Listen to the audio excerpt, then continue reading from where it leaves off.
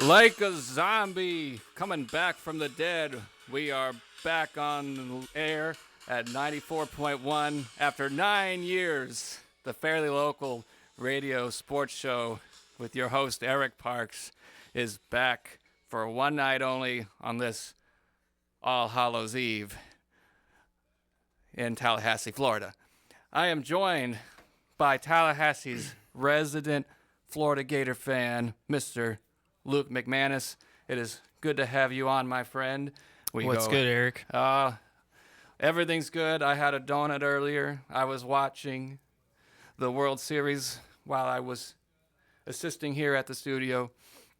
I was driving around Florida State's beautiful campus earlier, driving through College Town.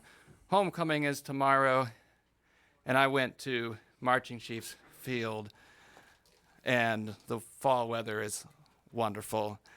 Now we go way back. We've been friends since middle school, and we were in band together, middle school, high school, and everybody calm down. We know we're cool. Yeah, we know we exactly, were super Yeah, cool. exactly.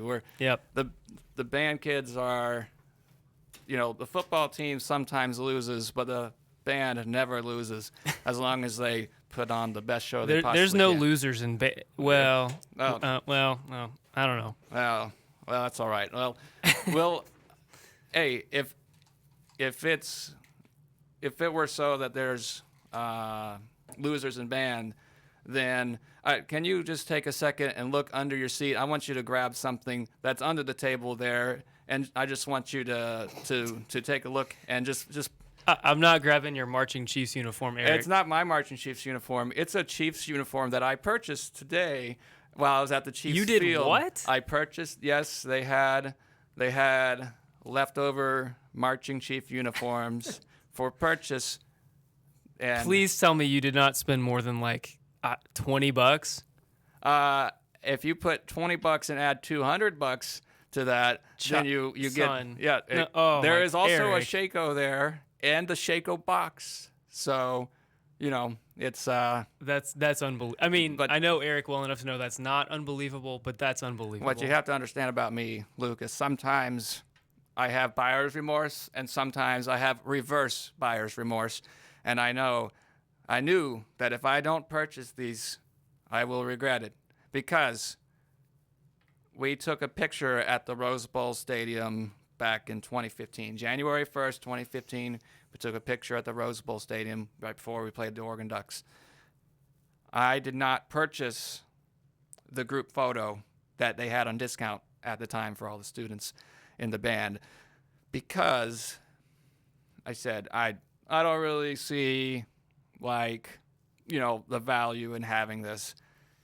I went back 8 years after the fact, found Dr. Plack's email, found the link in my EDP11G email address at Florida State University, and I purchased not only the group picture, but also the picture of us marching down in Pasadena, California, when we were doing the Rose Bowl Tournament of Roses parade. So, yes. What are we talking about right now? What I'm talking about is reverse buyer's remorse. I would have had the same thing, but I wouldn't have been able to go back and purchase them. So, anyways, this is just to say band kids are cool. We buy uniforms and Shakos for $220. That's not a we. We don't do that. You did that. That's not a we. Well, we'll see if they'll be sold out. You watch, they'll be sold out. I'm not the only person that bought this, okay? So, speaking of Florida State, let's talk about the state of Florida State in the state of Florida, in Tallahassee, Florida. We are one day away from homecoming 2025 edition, big ACC matchup against the mighty Wake Forest Demon Deacons, who are 5-2 on this season, kind of middle of the road. Unfortunately, Florida State has found themselves to be the new Wake Forest of the ACC, and they haven't won an ACC game to date. So let's talk briefly about what's going on with Florida State and maybe have some predictions here for the game tomorrow. This might be my favorite subject in all of sports right now, to be quite honest with you. So I'm ready. Okay. So, Florida State, I looked at the stats. They're the number one offense in the ACC right now, averaging over 500 yards per game, and nobody else comes close. The bad news about that is that those numbers were heavily inflated by playing East Texas A&M and Kent State, where they broke records, literal records that have been around for decades. And they had beat Alabama before that, and didn't just beat Alabama, they dominated Alabama, who are now at the top, in the top 10 of the rankings. And I'll tell you that watching the Alabama game, watching them dominate easy cupcake teams, I thought to myself, all right, this is looking just like how it was when we went to the national title in 2013. So I was like, we're beating the easy teams. We beat the big boy, Alabama. And I said to some coworkers, I looked at the rest of the schedule after those games, and I said, win, win, win, win, win, win, win. Well, no, it's been loss, loss, loss, loss. Did I say 4 losses? I think, yeah. Okay. 4. Yeah, so is tomorrow going to be another loss for Florida State? What do you think? I don't think so. They're pretty heavy favorites, I think, in most of the Vegas spots if you look there. And I think it's because, like every game they've played just about except for Alabama, they have way more talent. They should win. But like you pointed out with the offense, something seems to go awry. They don't execute in the red zone. They turn it over when they shouldn't. Whatever has to happen to keep them from scoring happens. But if you ask me to pick it, I think FSU should win. Yeah, I think I agree with you. I think Florida State will win tomorrow. I think it's going to be their first ACC win of the year, which is crazy to say. And like more than a calendar year. What is it you said? Mike. I stole it. Yeah, I stole it from somebody. But Mike Norvell was 42 years old the last time he won an ACC game. He's 44 years old now. Right. Yeah, that's definitely, as the kids say, big yikes. Okay. I don't. Never mind. Yep, okay. Yep. That's right. So. Yeah, I do think that Florida State will win tomorrow, though, in all seriousness, and the alumni of everybody showing up tomorrow will be. Do we know if they're healthy on the offensive line? I have not followed their injury report, but I know they had a couple guys out last game. I think both sides of the offense and defensive line have been, I think it's kind of the bigger weak points of the year. Oh, I do like how Florida State has a lot more weapons on offense than Wake Forest. They have a lot more guys they can give the ball to and run. Like I have like a ton of guys with over 100 yards rushing on the season. At least a couple. You don't always see that with every team where you have like so many different. It's kind of like a Swiss Army knife of offenses. But unfortunately, it just hasn't been super effective outside of the Alabama, East Texas A&M, and Kent State games. And, we were talking about how, why they look so good against Alabama and so terrible against other Division I opponents. And I've heard it from you and other people that it's because they didn't know how Gus Malzahn's offense would run with Thomas Castellanos, and that now that they have film on them, they know how to exploit the offense. And I'm like, well, doesn't Florida State also watch film? It's like, is there like a lasp in talent between these? It's kind of hard to fathom that it could be just film watching, and when Florida State also has film on their opponents. Well, but I also think so if you detect that your opponent's scheming you up now, they figured out what you're running, you dig into your bag of tricks, and this happened, I think, a lot in the Virginia game. You dig into the bag of tricks, but you don't execute it well. Then you turn it over. Then you don't score. Then you're running stuff you didn't want to run. It wasn't your first choice. And I think we even talked about it after that Virginia game. It just felt like they tried to get cute and tricky and reverses and pitches and all these extra things that, I don't know, you're Florida State. Line up and run it down their throat and score your touchdown. Yeah, I had that exact. I even posted about it on Facebook because I don't always, post about games on Facebook, but this was one of my live in-game reactions when they were playing Miami. Was I said Florida State is playing way too cute right now. Like they're trying to do all these east to west plays, lateral plays, when they need to be going north to south on most of the plays. And I said, this is you're the team that just beat Alabama, and you need to not play as if you are, I don't know, Georgia Southern playing Florida, or hey, too soon, man. Or Appalachian State playing Michigan from 2007, way back then. When who was it that Florida State also lost to? Jacksonville State. Jacksonville State, that's right. So you don't want to play like Jacksonville State against Florida State. You don't want to play like basically, the David and the Goliath situation. Which, honestly, David actually was the real Goliath in that story, if you really think about it. If you have literally God on your side. But, that's just something I was thinking about earlier this week. But yeah, that's let's shift focus over to. Well, before we move on to the state of the University of Florida's football team, who is now Billy Napier-less. Thank goodness for that. Let's. There's a lot of fans in Tallahassee that would like to see Coach Norvell go, despite the large dollar amount that would take, $54 million or something like that. And I remember when people were baffled by how much we paid Willie Taggart to not coach us anymore, and I do not understand why universities keep signing these terrible contracts when we know how fickle football fans are. Patience is not a virtue that football fans have, right? And when you, basically, let's talk about this. What would it take?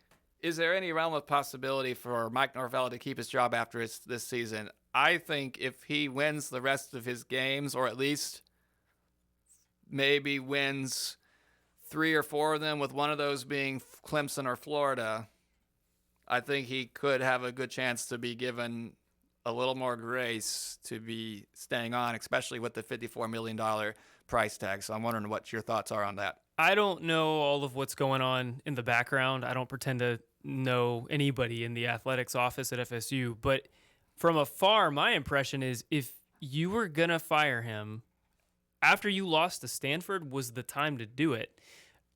If you wait until the end of the season, you're not saving any money. If you are, it's marginal. So going into a bye week against Stanford with a relatively winnable game even after that, if that's not when you're going to do it, it kind of seems like they want him to be able to come back. That's my read on it. I don't know what you stand to benefit by waiting till the end of the season when all of your competitors for coaches have already fired their guy. So presumably you're behind the 8 ball getting your candidate. You aren't saving money by keeping him. I don't think there's much of a recruiting class to sell. I don't see any reason to keep him, and yet they are, which makes me think they're hoping he can do something to convince them to keep him. Maybe that is beat Florida, beat Clemson. Mm-mm. But I don't know. I kind of think they're looking for a reason to keep him to save that money.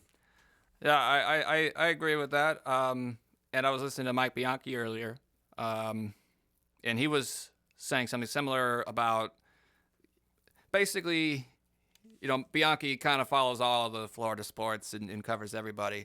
And he was sort of comparing Florida State's situation to being sort of similar to the Miami Dolphins right now, because the Dolphins just fired the GM, but they are keeping McDaniel for now.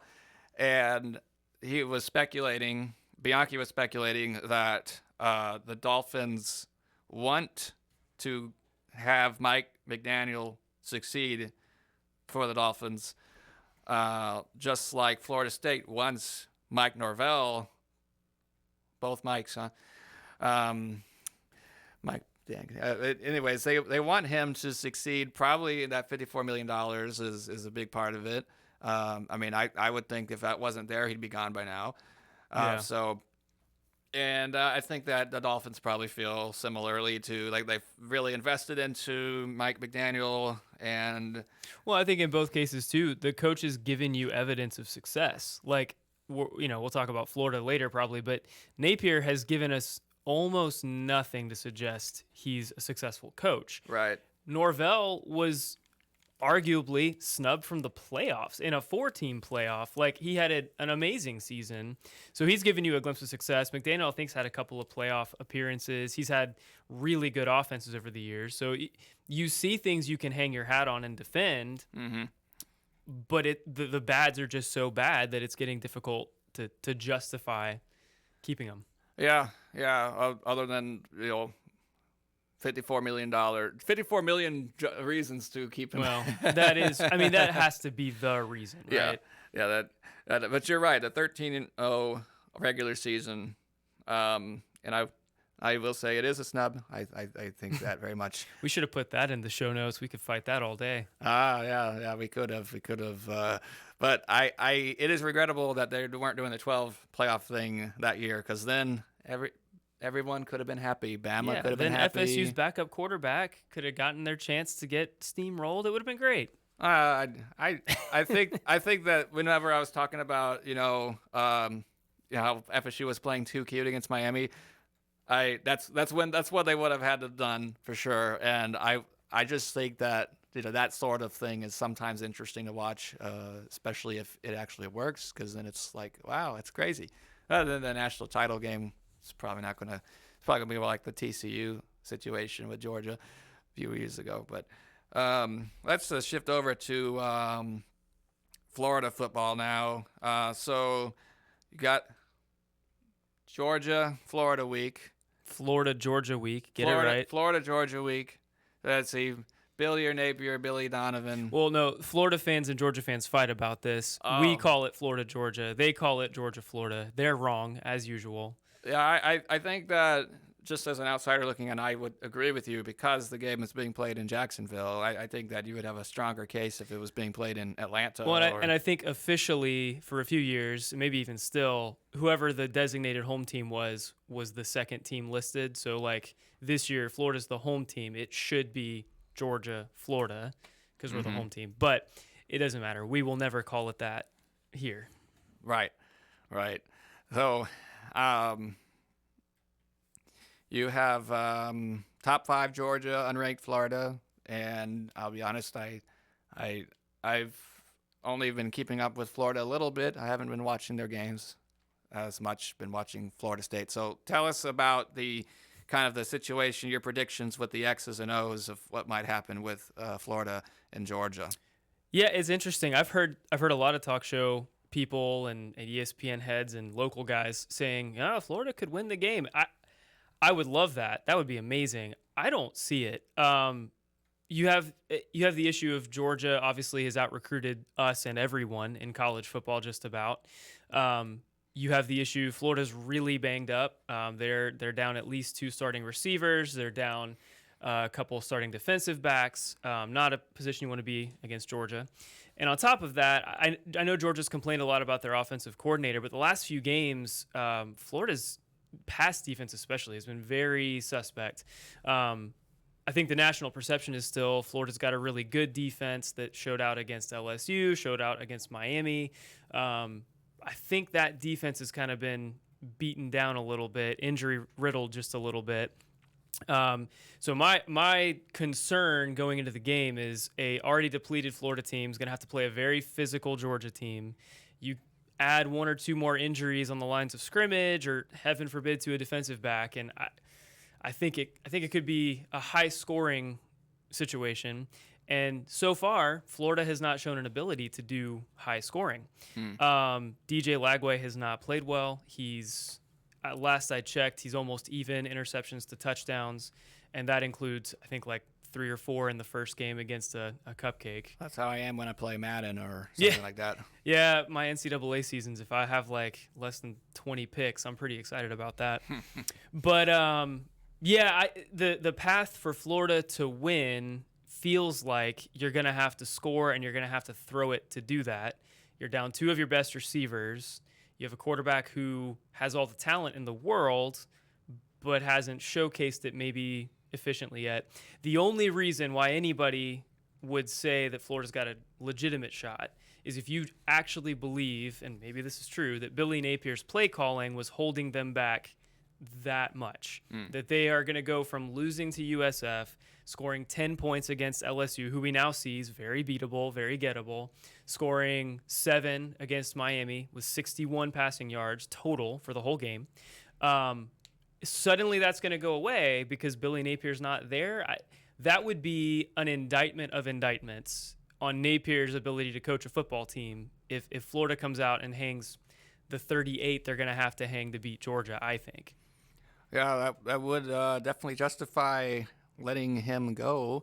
And speaking of that vacancy, a lot of rumors coming around that Lane Kiffin is among the favorite leads for the job, as well as at LSU with Brian Kelly being fired. And I was reading some comments that Nick Saban said about it, and I think I agree with him that I really don't see how Lane Kiffin moving jobs at this point from Ole Miss, which is on a tear right now and has, national title aspirations this season. I don't really see how a move to a rebuilding Florida or LSU program really makes a lot of sense when he's, being at the cusp of building something great at Ole Miss, where they basically give him the keys to the kingdom, and he's, kind of is he going to be able to enjoy that same luxury at a LSU or Florida program at this moment? Yeah, Nick Saban's great, but everyone agrees that Ed Orgeron is a much more respected voice in the coaching profession. Kidding aside, he said something that I think is fair to anyone that's saying, well, why would you ever leave Ole Miss? They can win championships too. Ed Orgeron pretty simply just said, why haven't they? They never have. They don't win titles. Not SEC, not national. And granted, it's been a while for Florida, but there's proof that you can.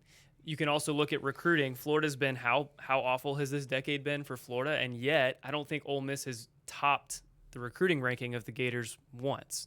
So if you're Lane Kiffin, you could look at that and say, it won't be as difficult. Like, I won't have as many obstacles to clear. I won't have to start a Division II transfer that nobody knew when my quarterback gets hurt. I'll have another 4 or 5 star that I've recruited that he can be my backup quarterback. Yeah, that is true. I guess kind of with Orgeron's point,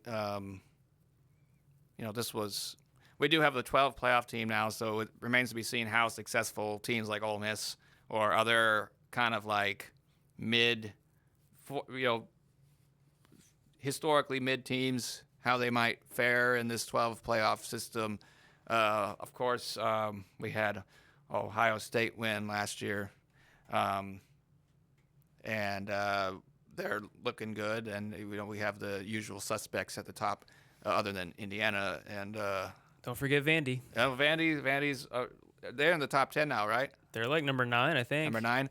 Yeah, so maybe Vandy will win the national title, and we'll see if Pavia can be the one hoisting the trophy. I don't think so, but it'd be pretty neat if it did happen. I think that would be interesting. Yeah, the NIL and the transfer thing obviously has made it more accessible for those teams to field competent teams, but I think even last year you saw the big heavyweights are going to win when it matters most. So I think that's kind of the argument against Ole Miss is Lane Kiffin's a good coach. I think he's scheming and calling plays well enough to hide some of their lacks of talent, or lacks of depth maybe. So my concern would be he gets in the playoffs, he runs into Ohio State, runs into Oregon, runs into Georgia, and ends up they just played Georgia tough. But I think given a second chance, Georgia could probably win more comfortably. Ohio State would win pretty easily, I think. Yeah, it's definitely a gauntlet that they've made for themselves. Maybe we should go back to the computer doing things, but that's all right. We'll go forward, and we can have like our fun Cinderella stories every year, and those are still intriguing stories. And I think that even if one of those schools never wins the title with these 12, I think that there'll be a lot of like moments where they win maybe in the quarterfinals, and that's like a good season for that, and they can be proud of that and kind of hang that in the banner of the. Well, yeah, and think about too that first round's on campus, so like there could be a playoff game at home for Vanderbilt in that tiny stadium. How pumped would that student base be? That I think that's my favorite part about the 12-team model is. For these mid-tier schools, they're the ones that most likely get to host these first-round games because your top four are going to have a bye. They're going to play in the bowl games. But if you're Vandy, if you're Georgia Tech, if you're Ole Miss, you have a chance to host an on-campus playoff game, which, I mean, what could be better than that as far as a home atmosphere? Exactly. I remember I remember seeing – it was kind of weird seeing the playoff games on the campuses like that. It was interesting to see that. I think it was SMU went up to somebody. Did they go to Notre Dame, or did I make that up? Did they go to Penn State? They went to Penn State, I think. Okay, yeah, Penn State. Yeah, you had Tennessee went to Ohio State and got smacked. Yeah, I think that definitely no one's talking about Lane Kiffin going to Penn State. They're definitely worse situation than Florida or LSU for sure. Are they? They were in the Final Four a year ago. Well, they just seem to have fallen off, I guess. I don't know. I mean, it sort of makes me think of it's not as bad of a season as Norvell's 2-10 season, but it just seems like they've kind of fallen off from where they were, from like similar regression. But I guess that remains to be seen. I know someone good will be at Penn State soon. Now, before we move on to our next segment, do you want Florida to hire Lane Kiffin, or would you prefer them to hire somebody else? Oh, I would be, as they say, I'd be telling so many lies if we hired Lane Kiffin. Would it work? I don't know, but I would be convinced that we're back. We're there. I think the concern too is if you're looking for like buy-in and morale from the fan base has gotten pretty attached to this idea. So if it's not Lane Kiffin, it needs to be Urban Meyer. It needs to be Nick Saban. Like it needs to be a huge name, and obviously that's probably Jimbo Fisher. You can have that one. That's fine. But yeah, I think the concern is if you go and get like a Jeff Brom or a Golesh from USF, like they might be great coaches. They're going to save you a ton of money that you can use for NIL or for new facilities. But the fan base is not going to start out on that coach's side, I'm afraid, especially after we've tried the young and less proven thing as many times as we have here in a row. Yeah. Well, at least you're not going out and getting someone like Bill Belichick. Hey, you never know. We might. Yeah. Our athletic director does not have a good track record with head coaching hires. So they're like an old retired NFL coach that you can, I don't know, like maybe the Raiders will run Pete Carroll off. Well, the big one out there right now is John Gruden. People have actually said they want Florida to hire John Gruden, and I think that's a terrible idea. It's probably a terrible idea, but somehow I think he would fit right in to Gainesville's. That first cupcake game would be electric. That we would all be wearing visors. We would all be holding Chucky dolls. It would be great. And then we'd play Tennessee or whoever that third week, and it would not go well. Sweet. Well, we'll see how it is, and we'll keep an eye on that. Yeah, no Chucky dolls in Gainesville, no visors. Okay. Well, Well, if it's Lane Kiffin, we can wear visors. That's oh, fine. okay, visors. Yeah, I visors forgot. are That's a back. Lane Yeah, Kiffin thing too. yeah. Okay, that makes sense. Well, let's switch gears over to baseball since the World Series is currently going on as we speak. Checking the score, we are in the middle of the 8th inning of Game 6, and it looks like the Dodgers are currently in the driver's seat, winning 3-1. So we have a pretty good possibility of a Game 7 taking place tomorrow in Toronto. Let's see. We got some player stats. Yamamoto, who pitched a complete game in the World Series, he pitched 6 innings, surrendered 5 hits, 1 run, struck out 6, and has since been relieved by Robleski, or however you say his name. And Gossman also pitched 6 innings for the Blue Jays, surrendering 3 runs. So that's where we're currently at. Mookie Betts, I noticed earlier, had hit in a couple RBIs. He's been a little quiet this World Series and postseason in general. And with this Game 7 looming in Toronto, you gotta wonder how the fans are feeling about.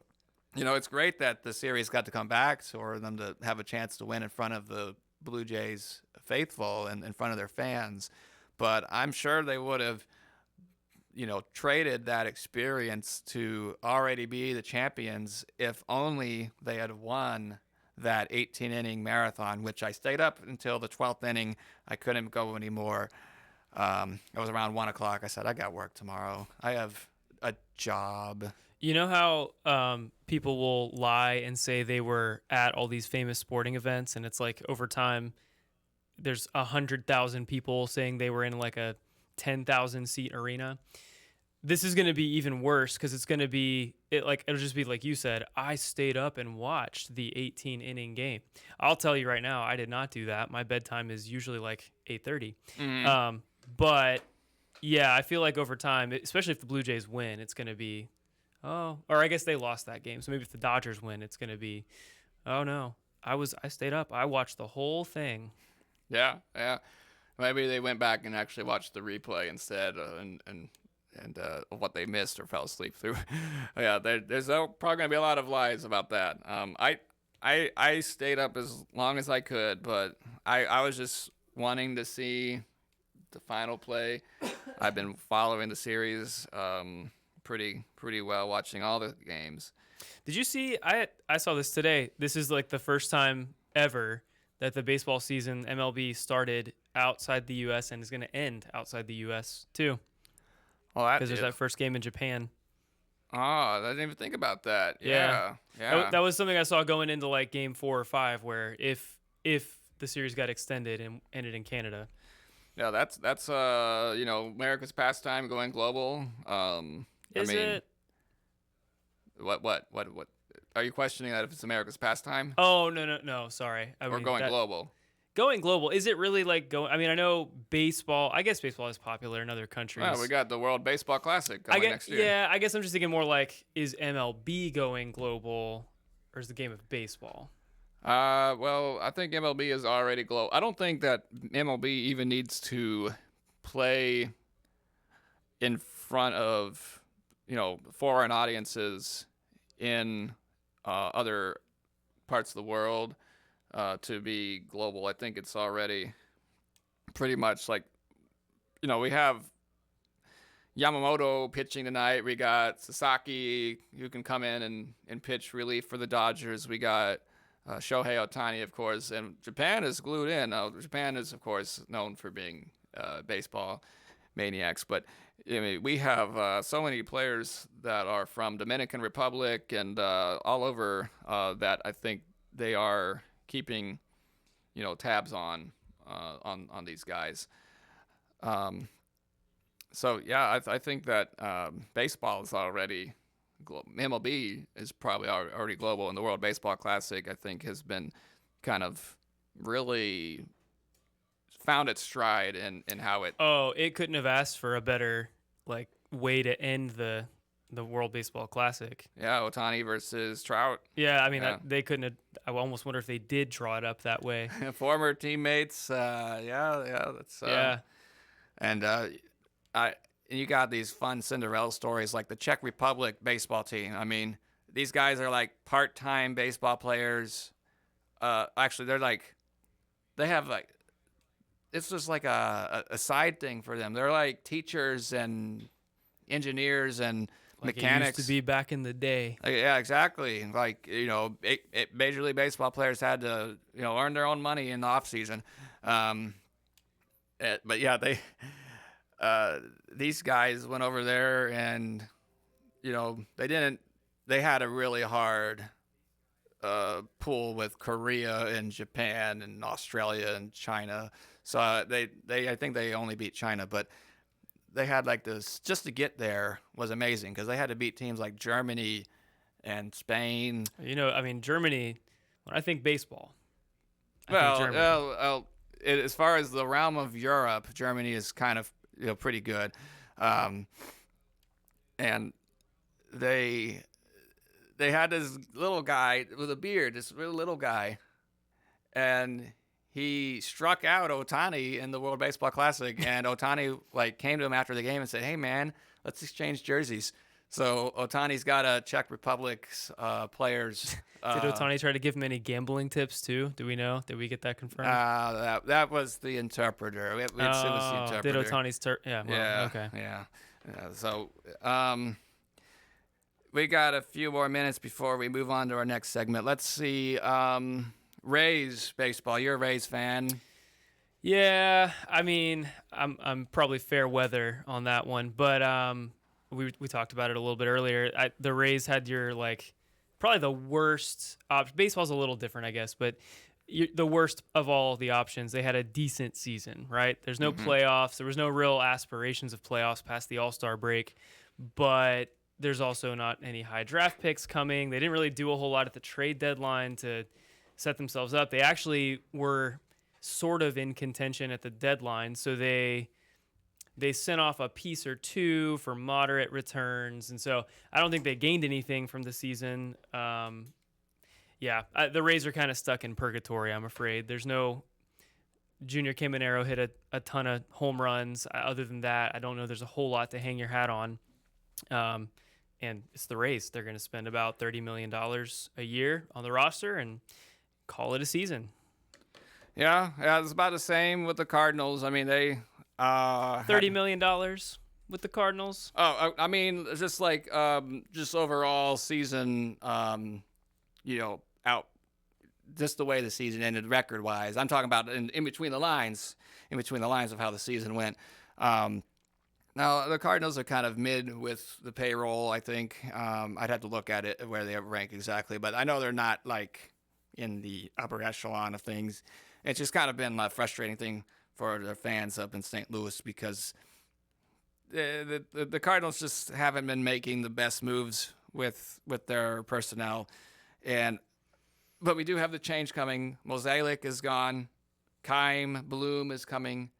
And he was the mastermind of the Chicago Cubs and, World Series and Red Sox and everything. So I think the future is looking good for St. Louis, but the players still have to execute. And we have some exciting players coming up. I went to Jacksonville and watched the Jumbo Shrimp take on the Memphis Redbirds.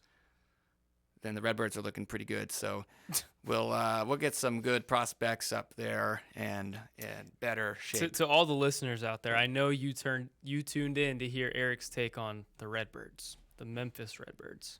Yeah, well, we need to know about the future Cardinals. I mean, it's very important to listeners of Tallahassee and Wakulla County and the. I don't know if we can confirm this, but I think the viewership just spiked. Yeah, I think Friends so. are texting each other, "Hey, Redbirds, get on." Well, the viewership is going to spike after. Stay tuned. We're going to have a special guest come on, and calling from St. Louis. Oh, whoa. Yes. Does he know about the Redbirds? Yes. Well, I don't know. Maybe he's from Wisconsin originally. So, but we're going to have him on. We're going to take a 5-minute break. give or take, and we'll be back. So stay tuned for after the break. We're going to get our guy Caleb on the line here momentarily. Now more than ever, this year's annual Arts and Crafts Sale at Good Shepherd Church on November 8th and 9th reflects the imagination and skill of the women of Friendship Circle. Come and see the bright colors and fine craftsmanship of handmade clothes, blankets, quilts, arts and crafts, baked goods, and seasonal items. Proceeds from the event will provide food for hundreds of families in need and support for other church mission programs. Doors will be open at the church's community center, 4665 Thomasville Road, on Saturday, November 8th from 8:30 a.m. to 7:30 p.m. and Sunday, November 9th from 9 a.m. to 2 p.m. That's Saturday, November 8th from 8:30 a.m. to 7:30 p.m. and Sunday, November 9th from 9 a.m. to 2 p.m. You may pay by cash or check, and admission is free. The following is not an actor, but a real-life story from Trinity Debt Management. I'm Claire from Trinity Debt Management. I'm a counselor, and the reason that I love working for Trinity is because I get to help folks with one of the hardest problems a family can face, and that's financial difficulties. In this day and age, everything is going up. You have higher utilities, higher grocery bills, higher fuel, and those credit card interest rates have gone up as well. We can help you with that. We can help you get lower interest rates, lower monthly payments. In just a few minutes, we put together a plan that gets you out of debt and keeps you out of debt. I love my job. It's a great program and a very smart way to find debt relief. If credit card debt has you down, call Trinity at 1-800-936-7651. I'm Claire, a Trinity counselor. Call me and become debt-free for keeps. 1-800-936-7651. Here's a radio show that will refresh your spirit and take you deep into the Word of God.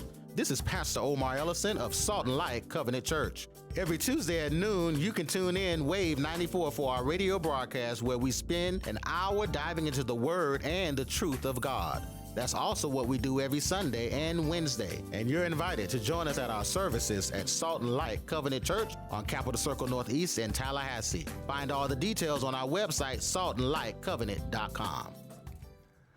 Welcome back to the Fairly Local Sports Radio Show, where we under promise and over deliver. We say we have a 5-minute break. We have a 2-minute break.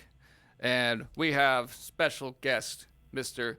Caleb, calling from my favorite city of St. Louis. How are you doing, Caleb? Hello. How's it going? It's going great on this wonderful All Hallows Eve. I must say I'm very honored to be on the show with a 9-year legacy. I had no idea that the stakes were so high, but I'll do my best to make it worth your while. Yes. You're my second person to have on the phone and interview, but you know they save the second for best for second, I guess. I don't know. Anyways, I've definitely heard that before. Yes, that is a phrase that I totally didn't just make up. So, first off, we're going to talk about some sports nightmares. But before that, let me just ask you guys, have you seen any great Halloween costumes today? Well, full disclosure, I work at a middle school, so every day is a great costume day for me. But I did see two that jumped out. I had a student who dressed as a spoon. She was a spoon, and she went the extra mile and brought little mini spoons, like nice ones, if such a thing exists, like plastic but silver, if you can picture it. And she was giving them to all of her friends, and I also got one, which was nice.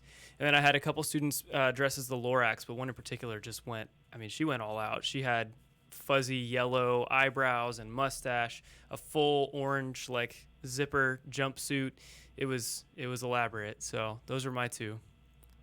Excellent. Yeah, you never know what you're going to get with middle schoolers. How about you, Caleb? You see any interesting costumes today or any time this week?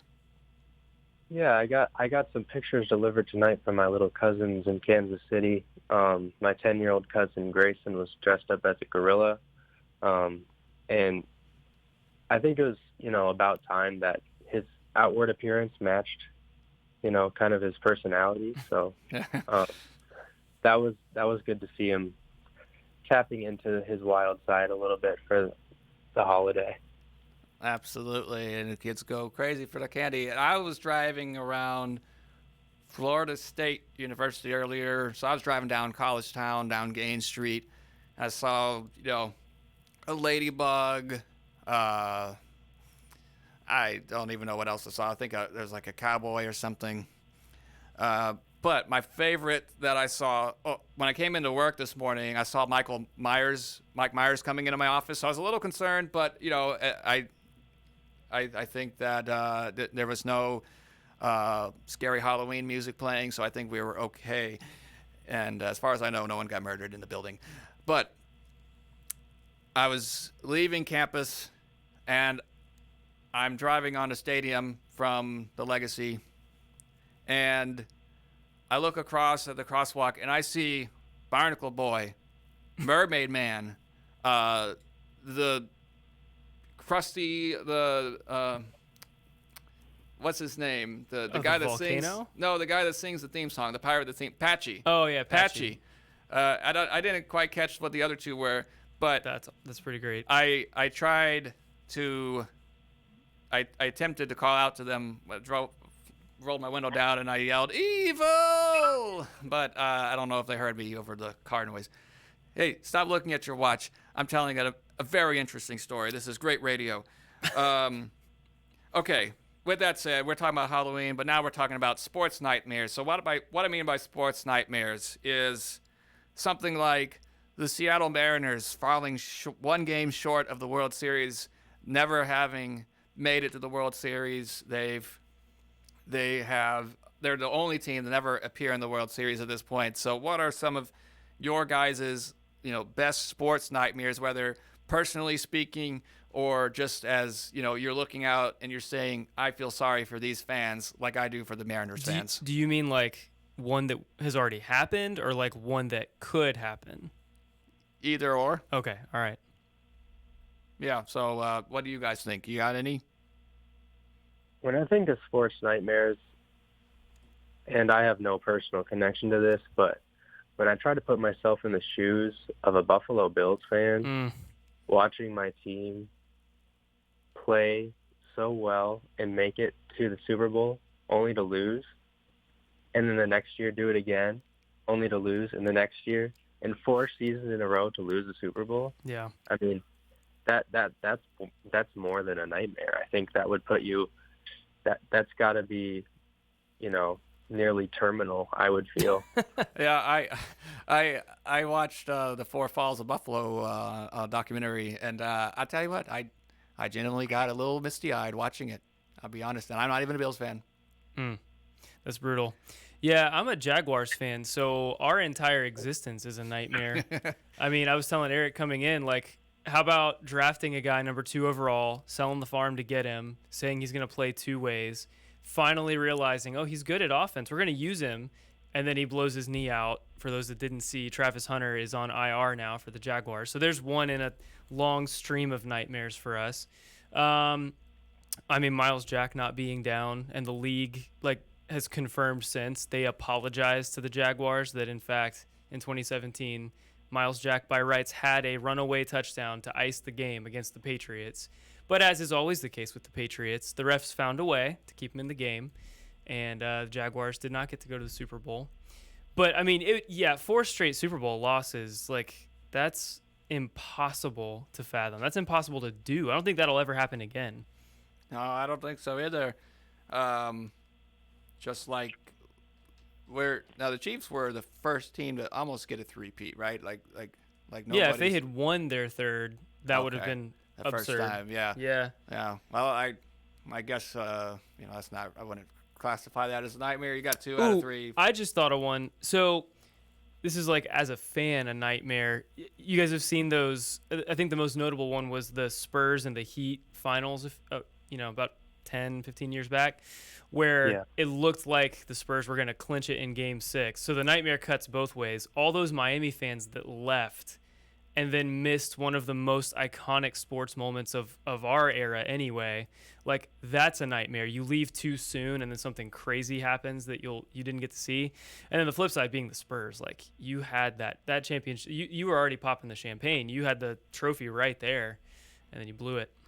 Yeah, I thought of something earlier with Luke being a Tampa Bay Lightnings fan. Something that he has in common with people in Edmonton, Canada, is that a nightmare for Luke would be watching the Florida Panthers go on a three-peat to defeat the Edmonton Oilers in the Stanley Finals yet again after 2 straight Stanley Cups.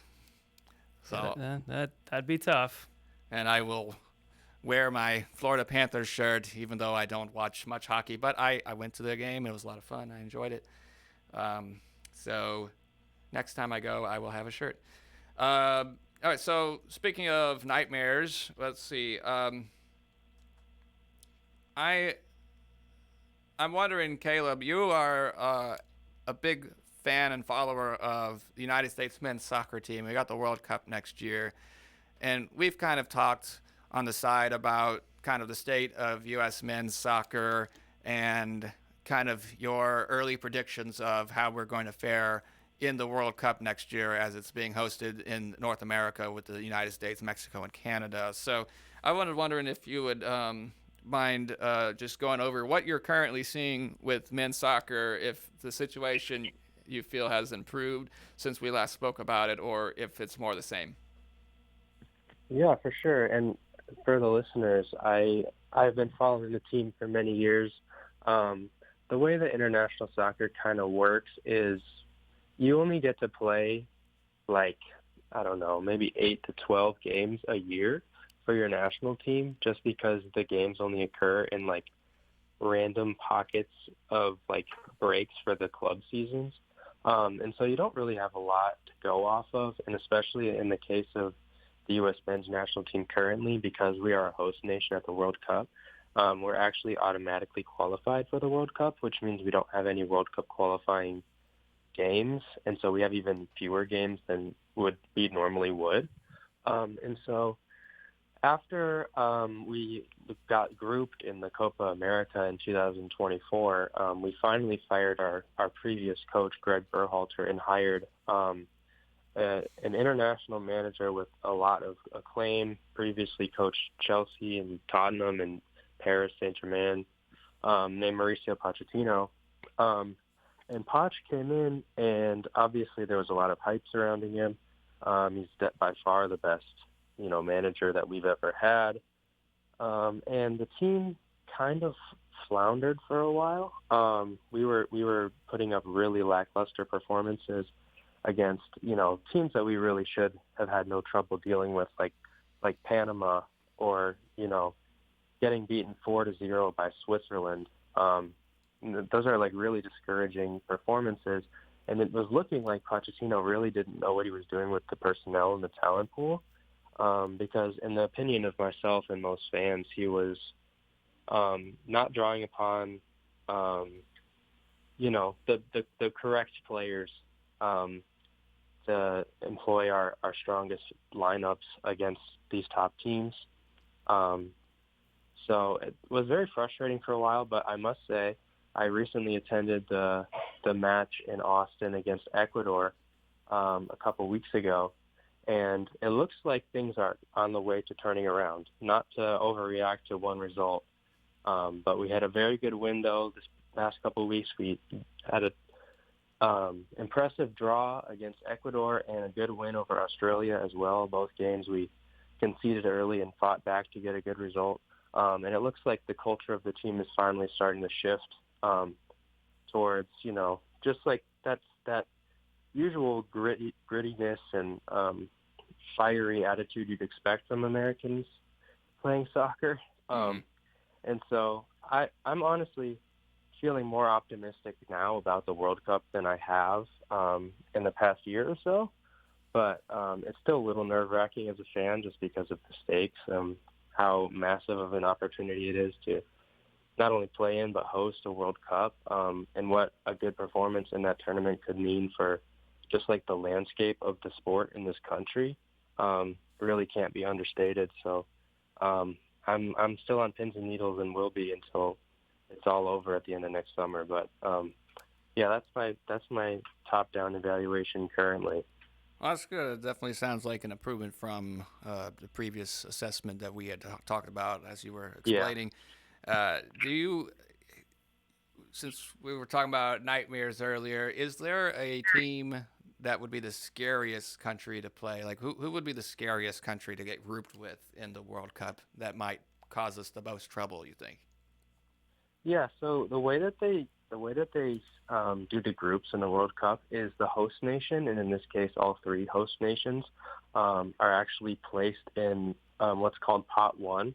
So FIFA does rankings of all of the countries in the entire world, and the top in this World Cup there will be 48 teams because it's expanded from 32. It's always been 32, and they're expanding it this tournament to 48. So the top 12 ranked teams will be Pot 1. The next 12 will be 2, the next 12 3, and the next 12 4. Except in the case of the United States, Canada, and Mexico, who as host nations are automatically placed in Pot 1. And each group will have 4 teams, 1 from each pot. So we actually can't be placed in a group with any of the top 9 ranked nations in the world because they'll be in the same pot as us. So I would say, obviously, like the strongest Pot 2 nations, which right now is looking like might be teams like Germany or Morocco or potentially Italy. Those would be really tough to get grouped with. But in the World Cup, what the really most difficult scenario in which like a group of death, quote unquote, is created is when kind of that third best or fourth best team in the group is like a really dangerous opponent. Because if you get second place in your group, like you make it through. And in this expanded tournament, you actually can even make it through getting third place. But if we end up getting a team like Norway, for example, where Erling Haaland, you might have heard of, the striker for Manchester City, one of the best players in the world, who he's already on track this season to potentially win the Golden Boot in Europe. But if we get grouped against a team like Norway, who like on all accounts is, you know, we're better than like pound for pound and like player for player, but a guy like Erling Haaland could easily put in 2 or 3 goals on us because we have a somewhat subpar defense currently and goalkeeper as well, and lose a game that we really it would be problematic to lose a game against, you know, a team like that. Additionally, like Ghana, for example, could end up being a dangerous team for us to face if we get grouped with them. We have a lot of history with Ghana. At the World Cup in particular, where we've lost games against them in 2010, and I think we actually beat them in 2014 on a late game-winning header by John Brooks. But they are, you know, there's a lot of potentially dangerous opponents that we could face, but I would say those are the ones that come to mind as like, oh, that would be kind of scary. That'd be a bit of a nightmare, so to say. Yes. No, we got to watch out for the Norwegians and the Ghanaians. Ghanaians, I think. Yeah, I don't know. I don't know how you say someone from Ghana. Caleb, I don't think we know each other all that well, but I just want to say you almost got me to be interested in soccer just then. I mean, you're selling it really well. Yeah, it's the World Cup is. I mean, whether or not you like the sport, I mean, it is the single biggest sporting event in the world. It's billions of people watch it every 4 years when it happens, and it really is a cool opportunity to just, I mean, similar to the Olympics, right? Where like you get to see kind of the world come together to, you know, celebrate like sport, and it's really cool to even watch how teams like have a certain style of play that like it's almost influenced by the culture of the country. Where like if you watch a team like Japan play, and you might not know the names of a lot of their players because they don't have a bunch of star players playing in Europe or anything. But if you watch the team play, they are so cohesive and disciplined, and they just are relentless. And it really, like, if you visit Japan or if you know anything about Japanese culture, like, it's a very I don't know what the opposite of individualistic is, but they have a culture that's very focused on, community and work ethic, and you can almost see that in their play. Whereas a team like Brazil, I don't know, for example, Brazilians play soccer with a lot of flair and a lot of finesse, and it's almost like, they're samba dancing on the field. And I don't know. That's one of the things about international soccer that I think is really special. It's not necessarily the highest quality of soccer that you'll ever watch because, like as I mentioned before, the players don't really have that much time together, relatively speaking to like club soccer. But it's really cool, and the culture surrounding it is obviously very historic, and I'm looking forward to it. I wish I could go to a game. I don't think I can quite afford that, but I'll definitely be watching all of them, and I would encourage you and all of the listeners to as well. Absolutely. We'll be excitedly looking forward to hosting that as a country. And what you're saying about Japan is true. Like I've heard that even the fans will clean up the stadium after a game is over, and they'll just basically do a sweep through all the aisles. So that's definitely a positive aspect of Japanese culture, and it's interesting to see how it plays out and how they play the game as well. But speaking of games, let's move on from one football to the next, American football. Real football. I'm just kidding. We're going to talk about the kind of football where you don't kick it unless you're trying to get 3 points or punting. Let's look at some NFL games, and let's give our just shooting from the hip score predictions. Honestly, these I haven't really looked at the numbers, but I have a general idea of their records and everything. So I have 4 fantasy teams this year, so I kind of know a little bit about what's going on. Each one worse than the last. No, we are very good in every league. I just lost my first game in one of them, actually, and I'm top dog in 3 of them right now. I'm in the top of 3 of them. All right, so we got Panthers at Packers. Now, Caleb is a huge Packers fan. This man bleeds green and gold. What are you thinking about the Packers against Panthers? So if you've watched my Packers at all this season, we're brimming with potential. Obviously, the off season, it's difficult to even say off season because it was like a week before the season. But the addition of Micah Parsons obviously has just dramatically impacted our defense. And going into the year, I actually was considerably worried about our secondary, and for that reason, our team success as a whole. And our secondary still has been somewhat leaky, but the pass rush is so good that it's almost covered for it a lot of the time. But anyway, I feel like we've yet to see really good complementary football where all 3 phases play a good game. And I will say here and now on All Hallows Eve that Sunday at noon Central, when we play against the Carolina Panthers at Lambeau Field, it will be the coming out party for the 2025-26 Green Bay Packers, and will be remembered as the first of many dominant victories on the way to our 5th Lombardi, aptly named Lombardi Trophy. Jeez. All right, so you're thinking 42 points or something for Dolphins? We're gonna get a defensive score in there too. We're gonna have a fumble, return for a touchdown. Okay. I say Micah gets the strip. Rashawn Gary picks it up in stride. Dances his way into the end zone. Very convincing Lambeau leap. He doesn't have to get hauled up by the fans in the front row. I'm expecting some dominant performance. All right. Excellent. Well, I'm glad. I think so too. I'll just because you're the Packers expert, I'm going to go ahead and say 42-10. How about that? 42. Damn. Yeah. Let's just say that. I don't know. I was thinking 27-10 Packers. I don't follow the Packers closely. It feels like their games are the ones you turn off because they're up 14, they're going to win, and then you turn on later and go, they still have 14. It's a game. So I could see them jumping out early. Panthers get a big play or something, keep it close-ish, and then the Pack run away and hide. Yeah, don't bet on my score prediction, guys. Okay. I But like where your head's at, Eric. I think I'm going to put something down on that. Okay. Yes. Colts at Steelers. Aaron Rodgers led Steelers. As a Jags fan, it makes me so upset how good the Colts are. It's painful to watch. They're gonna win. I don't think there's anything the Steelers are gonna do to stop the Colts. Give me the Colts 33-20. Caleb? You know, it's really interesting to me. Like, honestly, I haven't followed the Colts that closely, but whenever I look and see they keep winning these games and scoring 40 points, like, what kind of indictment is this on the New York Giants as an organization?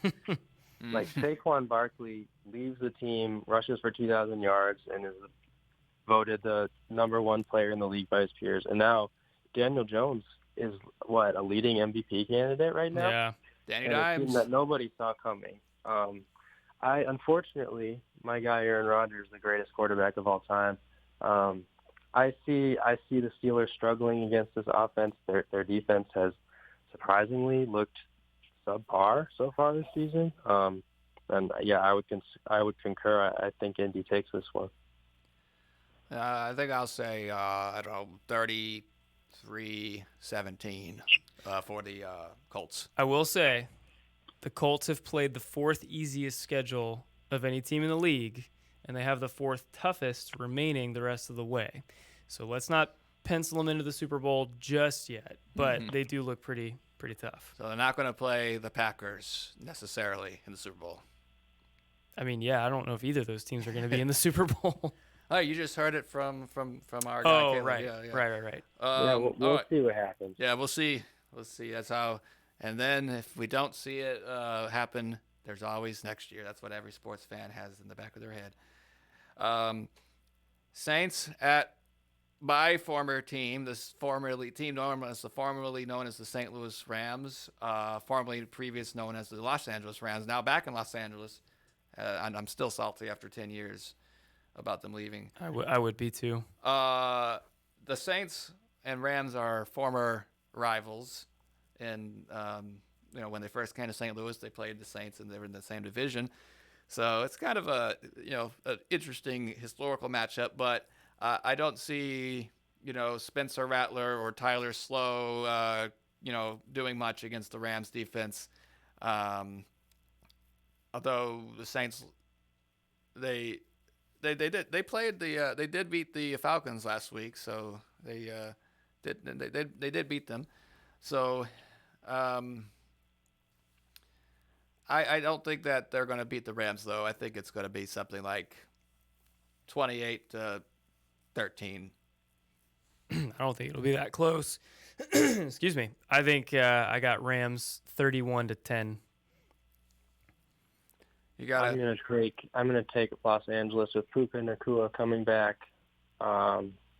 They've also got Devontae Adams out there. That's the best receiving duo in the NFL, and it's not close. I'm going with the Rams as well. I think I could see them putting up something like 30, 34 points, and maybe the Saints get some in garbage time, get it up to 2 scores. I'll say 34-20. All right, there we go. Moving on to Luke's Jaguars at the Raiders. Going out to Sin City to play the Raiders. Got it wrong. Duval. Yes, that's the better version, Liam Cohen. Yeah. Never change. Yeah, how are you feeling about the Jags' chances out in Los Angeles? Or Las Vegas. Yeah, I was feeling great about it until I heard about Travis Hunter getting hurt and Brian Thomas might be hurt, and the other 2 receivers we have are also hurt. So I'm not sure who's going to be catching the ball. The Jags notoriously don't do well on the west part of the country. We won our first game in the state of California earlier this year as a franchise. Obviously, this is not California, but there's a lot of things that say this could be like a sneaky upset pick. I'm going to grit my teeth and pick the Jags, but I think it's going to be ugly. I think it's like 21-17, holding on at the end. Caleb?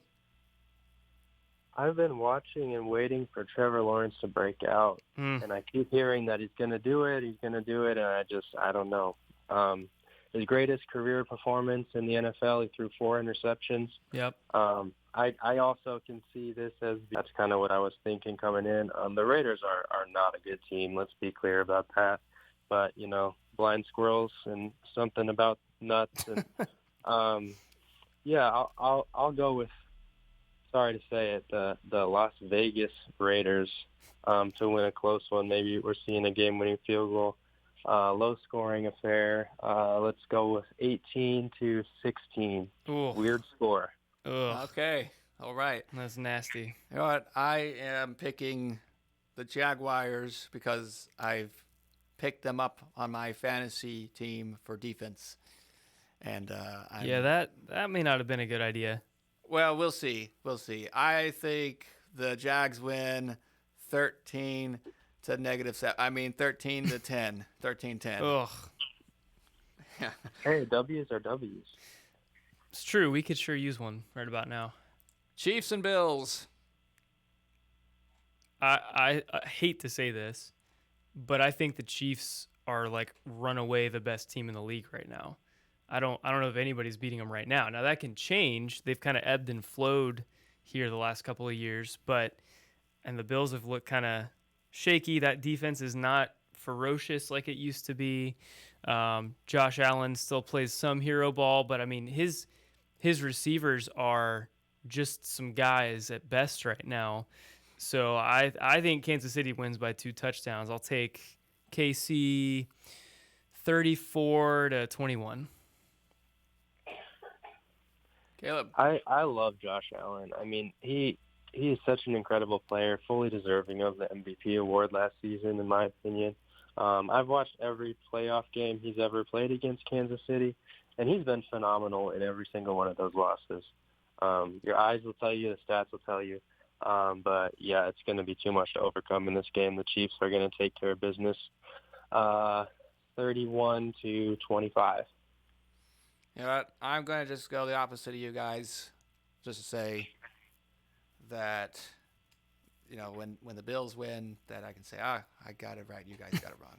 I hope you're right, Eric. I think that somehow the weather will play. I don't know. It's probably not that bad. Is it in Buffalo? It's in Buffalo. Okay. I don't know if it's that. It's probably not that bad. I don't know that you're getting a blizzard in October. Maybe some snow. It does get pretty cold in Kansas City. Now, I don't know if the weather's going to do anything. Never mind. Caleb, I do need to ask. So 31-25, is this that thing where teams go for 2 when they're down 14? I don't know how much thought, like in terms of data analytics, is really going into these predictions. That's fair. Yeah. But I'll say, Andy Reid's a smart guy. Something was going on. Yeah, but have you guys seen this where the analytics apparently say if you're down 14, you score late, that you should go for 2 to cut it to 6 instead of to 7. And the idea being if you score a touchdown at the end of the game, you win the game as opposed to just tying. So 31-25, there's been a ton of these games where the team down 14 goes for 2. They usually miss it, and then it's like, what are we doing? But yeah, 31-25 could happen in that scenario. I didn't know if you specifically targeted that or just went with what you felt. I didn't, but that strategy does make sense to me because, I mean, you miss and you're still within a score. So, yeah, who knows? Maybe you caught onto something there. Well, and I think I heard the analytics is about a coin flip that you get a 2-point conversion. It's about a 50% hit rate. So you're saying I have one coin flip to potentially win the game, and I'll get another one to tie it. I get the logic. It just doesn't seem to work that often from what I can see. Yeah, I'd be curious what the analytics are on making an extra point these days. I remember there was one week where I felt like there were 5 block kicks across the league or something like that. It was crazy. Yeah, true. All right, I'm going to say 27-24 Bills. Dang. Yeah, that's what I say. Yeah, that's what. Do they lose another Super Bowl this year? No, I don't think they'll make the Super Bowl. Yeah. All right, let's go real quickly. Cardinals at Cowboys on Monday night. Ugh. I think the Cowboys will win. I think it's going to be probably a pretty high-scoring game, maybe. I don't know. I don't really follow the Cardinals that well, but I'll just say 35-31. Kyler Murray's, I saw he's like questionable for the game. He might be able to play.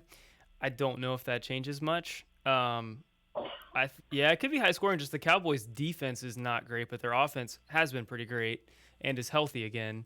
I'll say Cowboys 28-17. Kyler Murray missing practice. We all know he's going to be at home on the Xbox. I don't think he's going to be up for this game. The Cowboys, I'm not a fan by any means. Dak Prescott has been really impressing me so far this season. I think they bounce back from a tough loss and take care of a rather uninspiring Cardinals team. I think they put up 30 to the Cardinals 17. Well, there we have it. We got our 6 NFL predictions. But before we go, I have one more game that I'd like to get just Caleb's prediction on. That's kind of rude, Eric. I'm sitting right here. Oh, you'll see why in a minute. We have, as I mentioned, I'm in 4 fantasy leagues, and I'm in the top ranking in 3 of them, including one where the Animaniacs are on the top. You like my shirt, by the way, Luke? I'm wearing my anime free run shirt. It's great. She's got a little cat on her shoulder. It says purr on it. It's great. We could have gone this whole time and not talked about anime, and I think everyone would have been I better couldn't off. Resist. Okay, it has to be done. The Animaniacs are at the Superflex. That's Luke's team's lame team name, Superflex, compared to the Animaniacs. Mm-hmm. So why don't you pull up your roster? I'll pull up my roster. Oh, we're doing this live? Yes, I'm going to read off my players. You'll read off your players when I'm done. Okay. And then we'll let Caleb predict who will win. And we have to give a couple, pre-caveats here. Right. We had the Thursday night game, Miami losing to the Ravens 28-6. Lamar Jackson threw 4 touchdowns, and in this league, touchdowns for quarterbacks are worth 4 points. So Lamar put up 25.56 for Luke on his offense player Superflex. Now, amazingly, none of those 4 touchdown throws were to his top receiver, Zay Flowers, who I have, but he did still put up 11.4 with 5 catches, 64 yards. So the overall score is I have 25.56 and Eric has 11.4. And the current prediction is that Luke. Wait, you don't tell him that. Don't tell him that. He's got to hear our roster and decide who he thinks is going to win. Okay, I get what you're putting down. Yeah, All right, yeah. I like that. Thanks for catching me there. Yep. All right. My team is quarterback Daniel Jones, running back Jonathan Taylor, running back Bam Knight for the Cardinals, Justin Jefferson, I know Caleb's favorite guy. Besides, I got Zay Flowers, who I already mentioned. He got 11.4. Kyle Pitts Sr. Congratulations for having a kid, Kyle Pitts. Jaden Daniels is my super flex, and need help with it. For Sade Oluokun. Did I say that right? Say that right? Oluokun. Thank you. Linebacker for the Jaguars. That's why I had to ask Luke. The Jaguars defense and Detroit Jake Bates at kicker. All right. I got to be honest, my starting lineup may not be totally set, but as of this moment, I have Jackson Dart at quarterback, Bijan Robinson at running back, Tyrone Tracy Jr. at running back, Brian Thomas Jr. at receiver, Jordan Addison at receiver, Tyler Warren at tight end from Indianapolis. Lamar Jackson already scored 25.5 as my offensive player, super flex. Is this Demario Davis? Yeah, Demario Davis, linebacker for the Saints. The Texans defense, and Michael Badgley, the kicker for the Colts. I could put in one of Jalen Warren, Ashton Genty, or Rico Dowdle instead of Tyrone Tracy. Who's winning the matchup? So looking at these two teams, the dreaded purple incarnation of Satan, Minnesota Vikings receivers jump out at me. I think Eric's got slight leg up there on Jordan Addison, who doesn't know how to use his brakes in his car. But let's see who else we got going on. Bijan and Taylor. That's a bit of a toss up. Although I think former Wisconsin Badger Jonathan Taylor might get a little bit of an edge for me there. So that's another point for Eric. Sorry to say it, but Eric's name is a little cooler as well. If you like anime and are therefore, well, I won't be mean. Anyway. Jackson Dart, I have not been sold quite yet, although you never know what's going to happen these days. Trying to think who else we got going on here. Tyler Warren is gonna. That's a nice player for you over there, but I'm seeing a big performance here. Is JJ McCarthy going to play this week? I think he is. Yeah. All right. Yeah, I'm seeing Jets probably his rookie quarterback or basically rookie quarterback McCarthy is probably going to be looking for a safe target, getting the ball out quick, coming back from another injury, and I see Jefferson getting a lot of receptions. Jonathan Taylor will probably have another 30-point day, knowing the Colts right now. And Zay Flowers a little disappointing not to get on the action of all those touchdown passes, but I think I'm going to have to go with Eric this week. Well, wouldn't you like to know that the always right projections have Eric as a 49% underdog to the Superflex? Wow. Yes, all right. The current prediction is Luke 150.34 and me 148.18. So it's going to be most likely a real nail biter unless something dramatic happens like Justin Jefferson getting 50 points. No, but the backstory is my team has underperformed, at least 3 weeks in a row here. So I'll probably score like 108. Eric will get that alone from Jonathan Taylor. Yeah, well, and also, just so you know, I'm in a league with these guys and their wives, basically, and then Luke's brother. And then there's me, and I am just in the Chicks League. I am the Chicks and Eric division. So I'm ready to be the first man to win the Chicks division. All right? We're going to be breaking some glass ceilings here, all right? Oh, my gosh. And that sounds like a violation of something. I don't know. I'm not going to get into it right now. Right. Yeah. But, I just want to say, if I outperform the ESPN analytics spot, does that mean I get to, get a share of Disney and go fix what they're doing with Star Wars? Yeah, I don't know. Maybe I think that could be I would love that actually. It seems like I'm just kind of outperforming them.